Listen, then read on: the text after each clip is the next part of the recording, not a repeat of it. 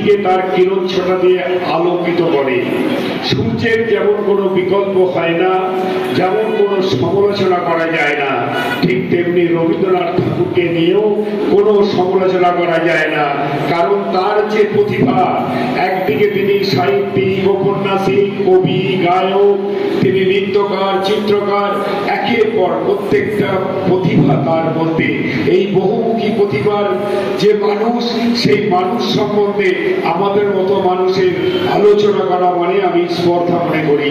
কারণ কবিগুরু রবীন্দ্রনাথের মধ্য দিয়েই আমাদের বাঙালির সত্তা পৃথিবীর বুকে আলাদা করে গর্বিত হয়েছে।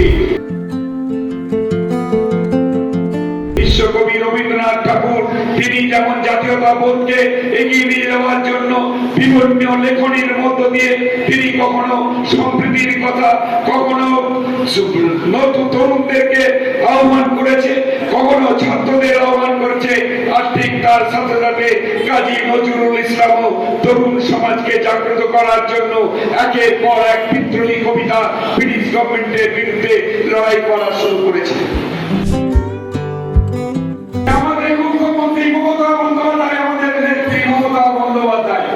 আজকে বাংলায় যেভাবে হিন্দু, মুসলমান, শিখ, খ্রিস্টান, ইসাই, পারসি সকলকে মেলবন্ধন করে আজকে বাংলাকে এগিয়ে নিয়ে যাচ্ছে। আজকে বাংলা আবার বিশ্বের দরবারে কন্যাশ্রী বিশ্বের দরবারে পৌঁছেছে। উৎকর্ষ বাংলা।